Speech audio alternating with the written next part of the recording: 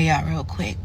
So this is like a season where I just sat myself down, right, and just started focusing on me and my journey and my walk with God and just strengthening my gifts. And I pray a lot, and when you pray, you also have to sit there and listen. And God talks to me in a lot of different ways. This is a season that I'm learning that He responds and speaks to me and shows me things in so many different ways that I didn't even realize that it was this many different ways to get my attention. And I have to just sit there and listen. But He also shows me.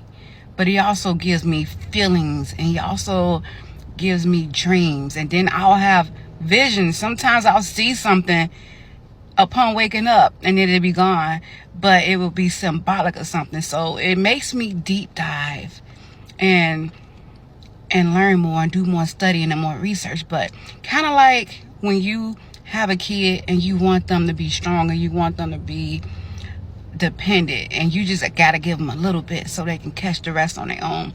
God does that for us when it comes down to our gifts. We just have to learn how to trust it. And in these days, in these hours, I'm like realizing that God speaks to me in so many different ways that I have to question almost everything. I just drove past this sign, and this sign has some numbers on it. And this number keeps saying this repetitive number. So there are things dealing with numbers. Not witchcraft, because there's a thin line between playing with certain things and taking stuff too far. But God would show me numbers. He would give me dreams. He would give me visions. But I'd be like, how do I know this is God? How do I realize? How would I know that God is the one that's showing me this? And then I keep hearing, God is in the details. God is in the details. And I'm like, what does that mean? So I'm learning what that means in this season. Specifically this week, the past few weeks, there are some things that I prayed for and asked for that happened. There are also some things that I dreamed about and seen in dreams and saw in a vision.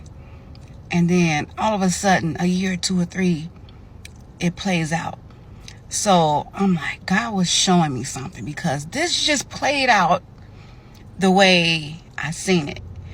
This just played out the way I heard it. This just played out the way I felt it would play out. These are signs that God is speaking to you. And then you ignore it and you just be like, oh, it's just this thing, or it's deja vu. Deja vu ain't really deja vu. It's God showing you something. But the devil can also play with you like that. But the difference is the details. The difference is, does it align with God's character, love, word? Is it harming you? Is it something that's going to bless you? Did this help you in any way? So learning to understand how God speaks to you and how to hear from God is different. And it's hard to trust it sometimes. But it takes a lot of understanding how He moves, and you understand how He moves when you really read the Bible and see how He moved for Joseph, and then see how He moved for Jacob, and see how He moved for Isaac and Abraham and Nehemiah.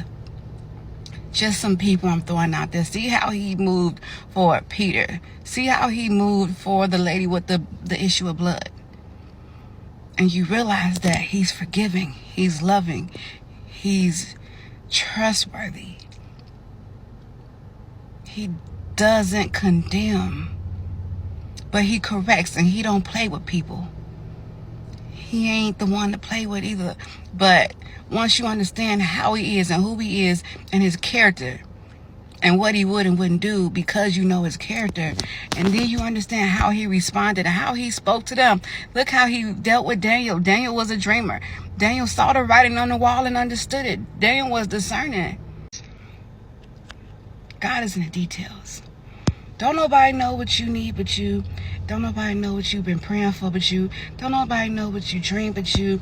Don't nobody know what you saw but you. Don't nobody know what you heard but you, unless you just spitting it out.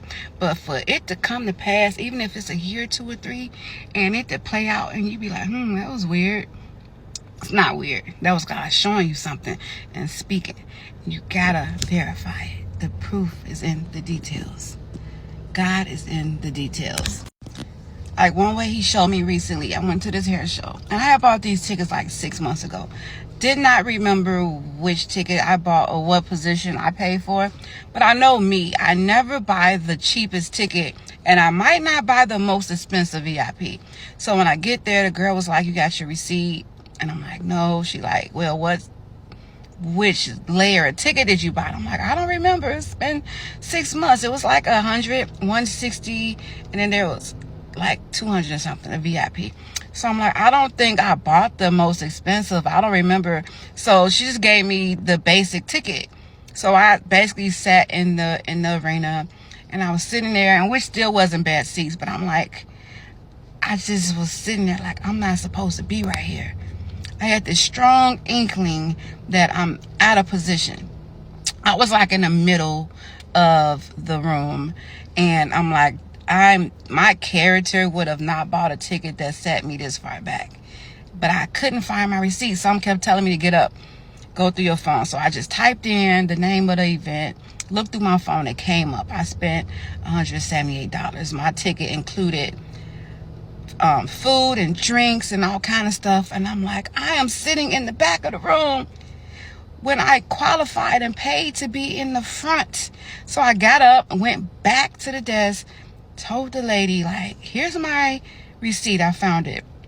So they changed my wristband out.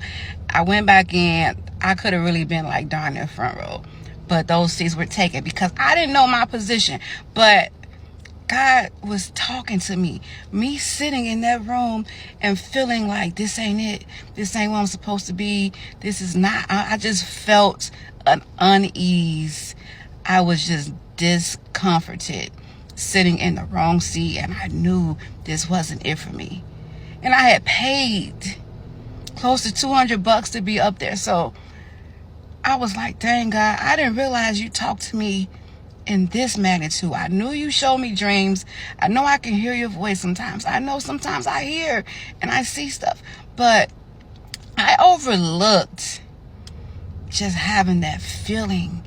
And God was telling me, get your butt up and get where you're supposed to be. Get in position.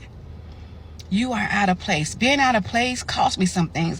I had bought a drink not knowing a drink came with my stuff. I had bought food from the food court not knowing that food came with my ticket. I had wasted more money than I should have wasted being out of position, not knowing my spot, not knowing my position. So sometimes you cannot know you are who you are and where you're supposed to be, and you're out of position. It's gonna cost you more than you're supposed to pay until you get in position. So God was just nudging me. This ain't where you're supposed to be.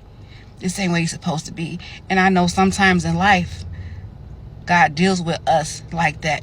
This is not where you're supposed to be. You're bigger than this. You're greater than this. You're better than that. I encourage everybody to get in position. If you're feeling that, if this is how you're feeling, do not ignore that, because this is one of the ways God speaks to you. You might not know it's really God. That unease, that discomfort, that I'm out of spot, this ain't it, this don't fit, this ain't working, this just don't feel right. Even though it ain't wrong, it ain't right either. Pray that God shows you how he speaks to you and how to hear his voice, and that you cleave a little bit closer. Get more in your word. Get quiet more times. Pray a little bit more so you can start understanding and pay attention to the details. God is in the details. Had I ignored that feeling, I would have sat in the back of the room all night, having paid double what those people had paid. I still lost some perks because I didn't know I was supposed to get the meals and this and that, because I didn't pay attention. I was just there and happy with being there. I was in the room. I was in the right room with the right people, but sitting in the wrong spot, in the wrong seat. I was supposed to be up front. I was premier. I was preferred. I was supposed to be front, right, center. And I was there early enough to sit directly center stage, right in front. and get the best videos and the best photos. I still got a good spot. I still had good seats, but it wasn't as good as it was supposed to be. And sometimes we can settle when it's not necessary because we don't know who we are and where we're supposed to be. But God be telling us and giving us those little nudges that we ignore far too much. So that's it. That's all. Just